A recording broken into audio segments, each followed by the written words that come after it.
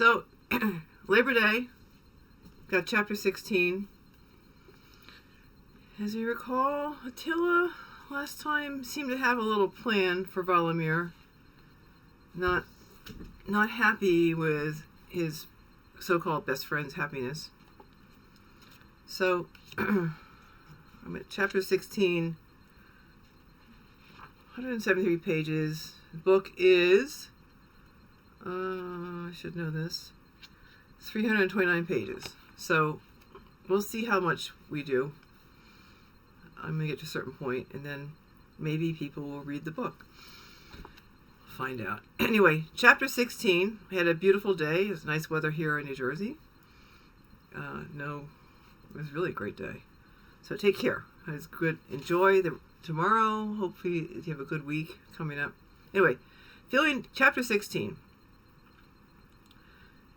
We left Helena looking at Valamir and feeling comforted. But as he drank again from a large cup, Helena glimpsed a stranger lurking behind Valamir's eyes.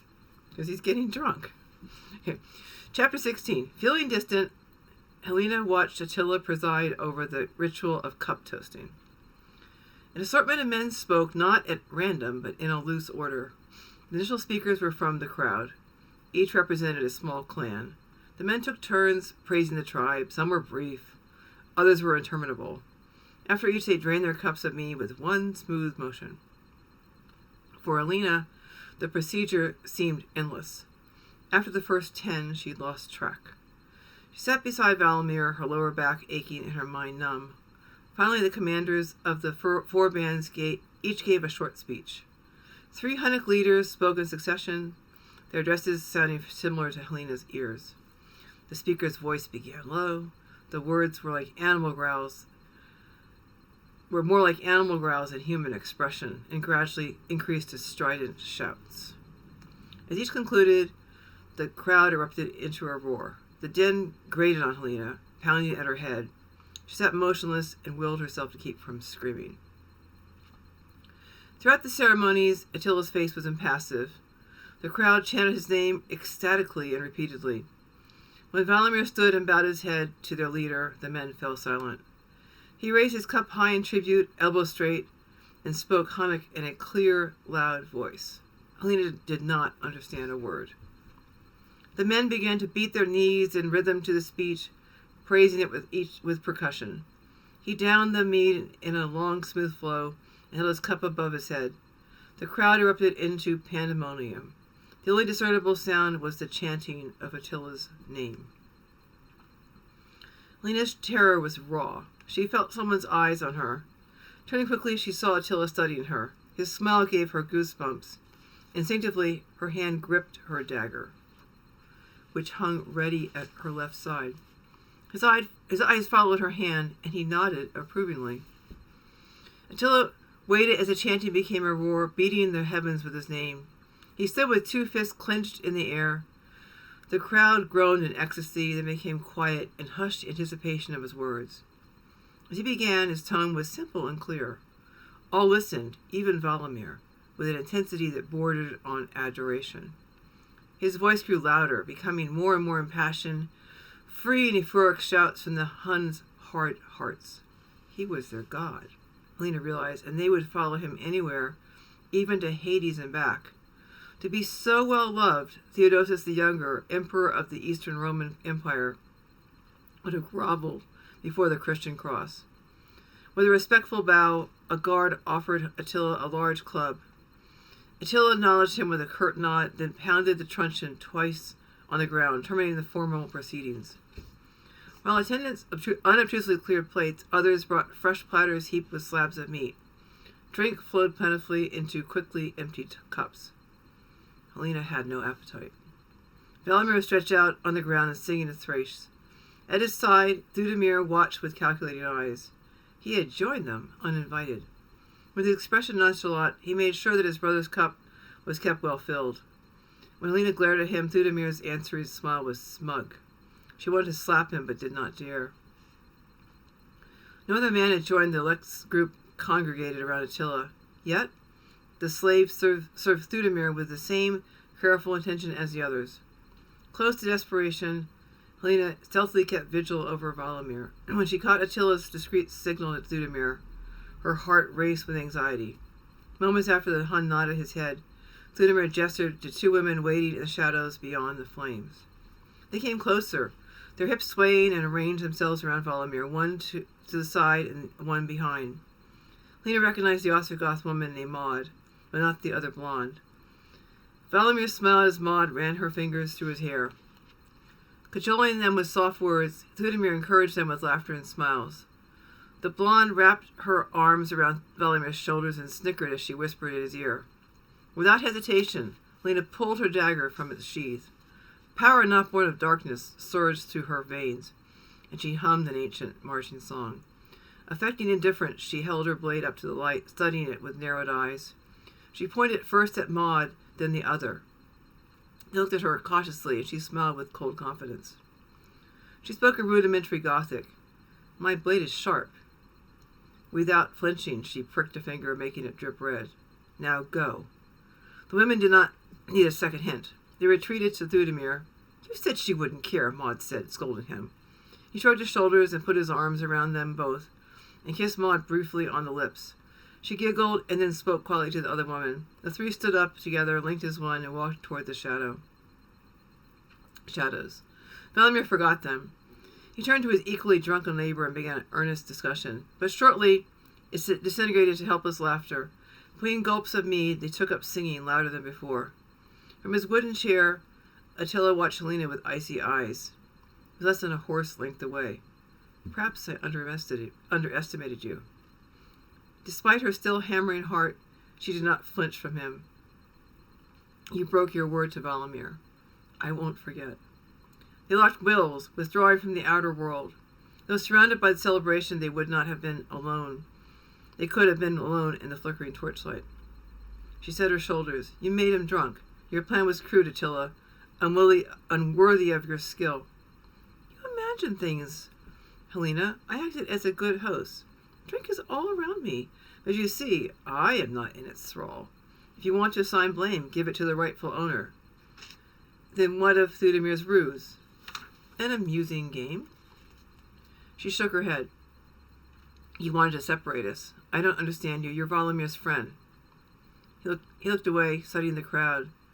"Remember, Helena, I am no man's friend. Why aren't you afraid of me? You should be." She did not answer. "Perhaps you trust me." "No, it's not the reason." She hesitated, thinking. "Before we spoke to the men, you terrified me, but when we talk one to one, somehow I know you."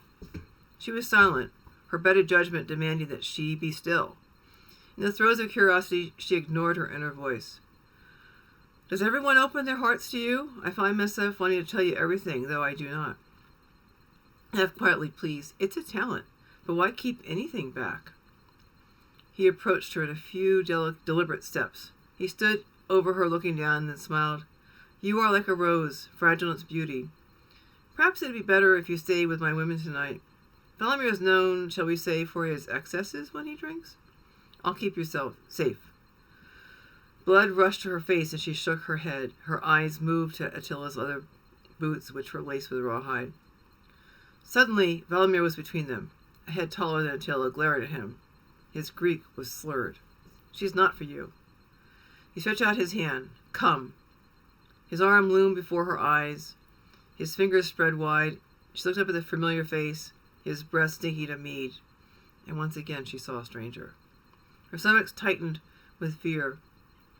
Behind Valamir's back, Attila stood his head shook his head slightly in a veiled warning. Valamir jerked his head towards Hassan. Helena grasped his hand, trying to pull him down beside her, hoping to sober him with food. "Eat, Valamir. The meat is good."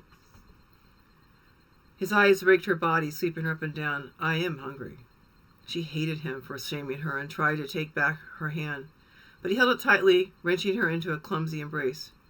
From the shadows beyond the torches, a man, one with pleasure, and two women laughed. Theudemir, Helena thought. She closed her eyes against Valamir's betrayal. It had cast her adrift into dark despair, without a sail or an oar. Attila whispered, "Stay with me." Her body felt heavy, her skin skin taut across her cheeks, and she blinked back tears. She glanced at Valamir, his eyes crazed by drink, then at Attila. Her voice was tired. "Take me home, Valamir." "Attila," he said. "Helena," he said more to himself than to her. "You're sad." He looked away, lost her again, ensnared by his drunken haze. "Attila, I'll be back later." He shouted to no one in particular. "My horse." A slave scrambled towards Hassan, stumbling in his haste. Frowning, Valamir turned his empty cup upside down and shouted, "More." A woman appeared at his side, refilling it from a long leather flask. He smacked his lips and drained the pottery mug. Helena wanted to hit him hard across the face and knocked the cup from his hands. Yet her arms were heavy at her side, inert. Attila's voice cut the air crisply. "You do better with my wives." She met his large, compelling eyes, once more feeling like a mouse, staring into a snake's open jaws. And the next night, what would happen then? Whatever you wished. Valamir leaned against her, holding her shoulders tightly for support. "My place is with my husband." His mouth twisted. Attila shrugged. The man leading Hassan cried out in pain as the stallion stamped on his foot. Valamir turned with unexpected ease. Seeing his horse, he smiled broadly. Deftly, he placed Helena on Hassan. Her body remembered his sure touch, and for a moment she was reassured. Then he swung up behind her and landed hard on the other side of the horse. Hassan snorted with surprise. Valamir laughed, the men joining him until he had to clutch his sides. Her heart sank. The stallion pawed the grass impatiently, and Helena grabbed his reins. He tossed his head high, half rearing against the pressure in his mouth. She tried to hold him with her one good hand, but the horse shook his head, fighting her. Afraid, she called out, "Valamir!" He shouted, "Hassan!" but his usually firm voice came out with a giggle. Yet he rose from the ground without difficulty and took his horse in hand. "Beast," he said, reprimanding him with affection. When Valamir mounted again, he was careful to stay on. Success was greeted by cheers, ragged from drink. He remained upright by grasping Helena's waist. Instead of the usual flying canter through the camp, the stallion, on a loose rein, took them home at a walk. He did not prance or misbehave in any way, and Helena wondered at his obedience. As with any horse, he could sense his rider's vulnerability, but did not use it against him. Valamir started to sing. His voice was melodic, clear, and perfectly pitched. The song was bawdy, an insult to her ears. With each drunken breath, he crushed her hard-won trust. As the song carried them through the camp, it was virtually deserted. Most of the tribe remained at the celebration, her eyes hot with self-pity. Helena prayed that Grelia had not witnessed Valamir's vulnerability. She pictured them both weaving from too much drink and fighting. The image made her feel worse and even grimmer. Behind her, Valamir's lips touched her neck, and his hand stroked her thigh. She grabbed it and wrenched her neck away. She whispered to the sky, the indifferent stars, but most of all to him, "I hate you." He only whispered, "Shh," as if they conspired together, then chuckled. Again she wanted to hit him, but never considered using her blade. The ride was interminable. If she had known the route, she would have run on alone. But in the dark, all the tents looked the same. Lost in his drunken stupor, Valamir did not guide them. She hoped Hassan remembered the way. When they arrived, he slid off the horse and promptly fell asleep on the ground, leaving her mounted. Cratchitpan's tent was silent and shut. For a moment, Helena considered calling him, but she was so desperate for help, but she could not. She could not be sure if Valamir would listen to him. Valamir had said that he was ill, his joints sore with persistent aching. She did not want to disturb him for nothing. She glanced at Valamir stretched out in the grass, with his long hair tangled and his chiseled face illuminated by the moonlight. She dismounted with slow movements. Talking softly to Hassan, she fumbled clumsily with his girth, using her good hand. With an effort, she eventually unfastened his saddle and placed it beside the tent. All that remained was the bridle, but she could not remember where Valamir kept Hassan's halter. Reluctant to let the horse loose without any restraint, she was more concerned about his reins becoming tangled in his legs. Seeing no better alternative, she undid his cheek strap and tossed the bridle beside the saddle. Still the roan waited. She wondered what he wanted, but gave it with a shrug. She had more serious problems. She shoved him with her shoulder, pushing him toward the other horses, and tapped his rump with the flat of her hand. Go, Hassan, find Pascal. He's over there. The animal needed no further encouragement. Neighing, he set off at a smart trot. With soft whinnies, the other horses answered. Her task complete, Helena smiled with relief. Then she felt someone's eyes watching her. She spun round, her hand gripping her dagger, but saw nothing in the shadows. Alert to possible danger, she prodded Valamir with her foot. He was asleep where he had fallen and was snoring. Wake up! He opened his eyes slowly, shaking his head groggily, and allowed her to lead him inside. The fire was burned to embers. Despite his illness, the Craftsman must have given it some care, otherwise it would have died long ago. Valamir slumped in front of the entrance, blocking it, adding to her apprehensions. The tent no longer felt like a safe haven, but a prison cell. Valamir's eyes were closed again, yet a strange smell played on his lips. Hoping he would sleep, she was very quiet and resolved to keep watch against him. With concentration, she fed the fire, hardly making a sound. The sticks flared. The play of the flames, the dance never the same, lulled her. She focused on adding a more substantial piece of wood, and momentarily forgot her vigilance. When Valamir grabbed her, she was caught off guard. He pushed her to the ground, well away from the fire, and his mouth pressed hers so hard that it hurt. Then his hands were at her bodice, tearing away her dress. Helena retreated deep into herself. She became immobile and shut her eyes, not wanting to see his face. His fingers touched the nipple and then fondled her breasts. His mouth descended, sucking passionately first the one then the other. Finally she was swept by outrage. Valamir, she screamed. He ignored her. She shouted, You promised, you bastard! Relentlessly he raised her dress. Both hands were tearing her undergarments. Her fist clenched, the right one sharp with pain. She considered using her dagger, but could not imagine diving it into his back. Her body came alive, remembering her grandfather's training. With all her strength, she punched him in both kidneys. He cried out and pulled away, exposing his stomach. Her right hand burned in agony, but she ignored the pain and drove both fists deep into his solar plexus. In the firelight, he looked like a demon. His face was raw with fury, and his breathing was audible. As he raised his hand to hit her face, she cried again, Valamir! He gasped, suddenly recognizing her, but not in time to stop the momentum of his arm. Instead, he struck his fist hard into the ground, sparing her. Helena, he said, sitting back on his heels, away from her. He buried his face in his hands. I could have killed you. She edged farther away from him, trying to cover her nakedness. He raised his head and watched her with glittering eyes.